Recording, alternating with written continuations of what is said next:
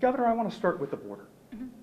You were very critical of the Biden administration for closing the Lukeville port of entry the way they did. So much so that you eventually called the National Guard up to help reopen that port. You were also one of 9 governors to sign a letter, I believe just yesterday, that is asking this administration to get tougher, both in terms of border security, but in terms of funding to try to bring about an end to this humanitarian crisis. What is the federal government, in your mind, doing wrong on this issue? And how do we get to a place where immigration reform can really be dealt with in a serious way? Yeah, that's a great question.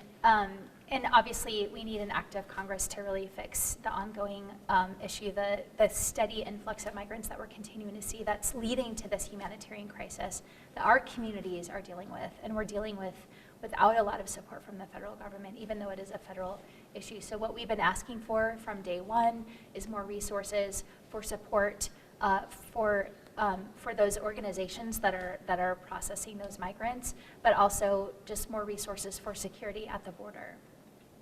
What happened to the National Guard troops that you called up? Were they ever used to help reopen the port? They were not able to directly help reopen the port because they weren't federalized. We had asked the president to issue orders, and he did not, and so they were under state orders. They worked with local, and they're continuing to work with local and state law enforcement on drug interdiction and other activities related to border security issues. You still believe you made the right call on that? Yes. Let's move to education, an issue that certainly promises to be a prominent one this legislative session. The fight over the ESA program and the accountability that you want to see. You have a plan, and I want you to kind of articulate that vision that you have. Sure. So it is so clear that this program is out of control and unsustainable in terms of the costs, not just resources for public education, but all of these other budget priorities that we have. And that was never the intent, that people could use taxpayer dollars for these luxury expenses. It's not doing anything to benefit kids' education. So we need to put some guardrails there, and I think that's a reasonable expectation that when I've given this address, every audience has applauded loudly at that part of the remarks. So it clearly has wide support. Reinstituting some of the eligibility requirements that existed before the universal expansion, like 100 days attendance at a public school before switching, would save taxpayer dollars, $250 million.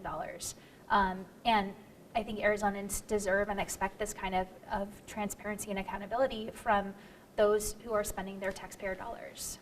The Republican leadership, Speaker Toma, President Peterson, has said that anything in terms of reform to the ESA program is dead on arrival. They've said that publicly.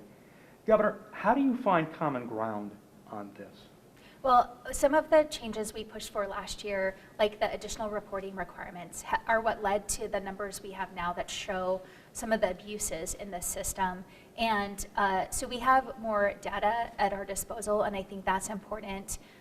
We know that these are costing a lot more money than was initially projected, and those are things that we need to address. And so if the leadership wants to continue to ignore that, I think they're doing so at their peril, and they're continuing to jeopardize funding for other priority issues in our state. I want to move to elections and election security, but also security for election workers and elections officials. Yeah. You were Secretary of State before you took this job. You know all about that, and you know all about how close elections are in this state. But noticeably, your state of the state and your state of the report today left elections out, left democracy out in this presidential year. I wonder why, and what do we need to do to ensure that election workers, election officials are safe and secure as they do their job?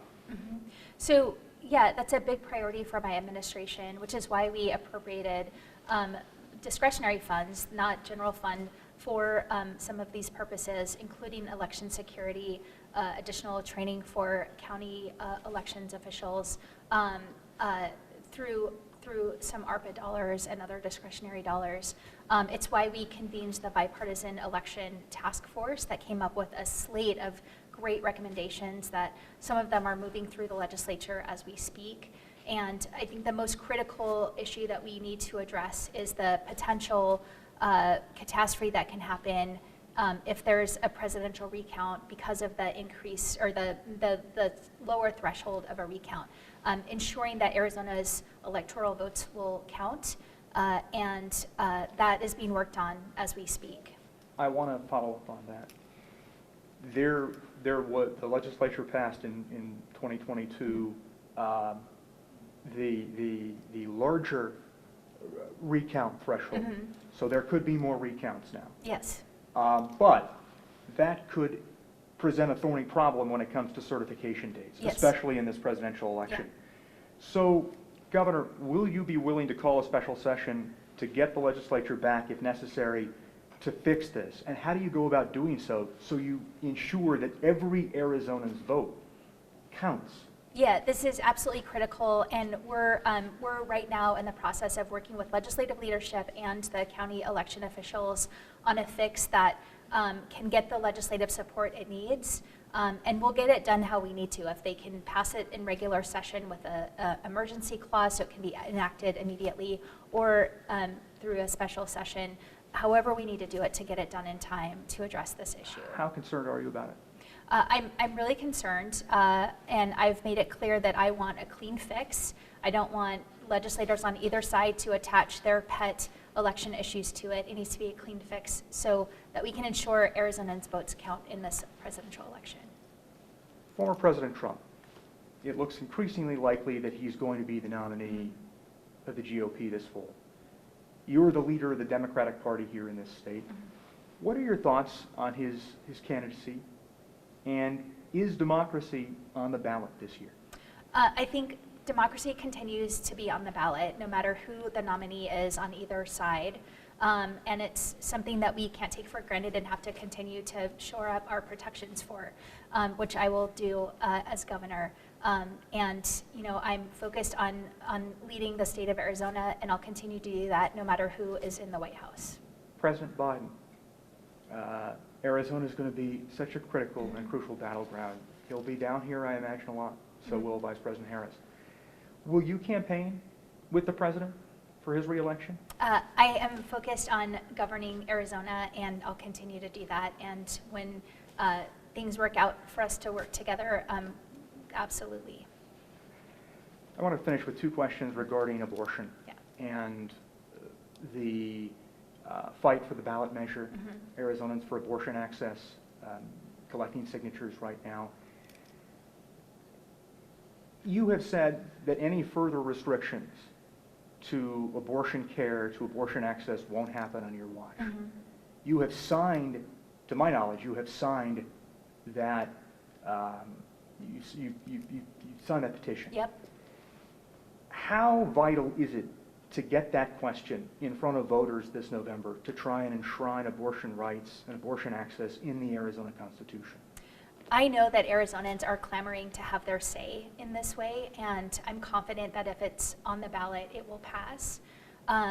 It is a critical issue, and we're seeing stories both here in Arizona and across the country of how not just abortion care, but pregnancy care is compromised by these very restrictive laws. And we are right now one bad court decision away from a total ban, and it will cost women their lives. Do you believe ultimately that that question is so crucial to be on the ballot to ensure that Democrats have the best chance possible to take Arizona in the presidential map? I absolutely, that's not why I'm supporting the ballot measure. It's critical for women's health care to have this protection regardless of the other electoral consequences.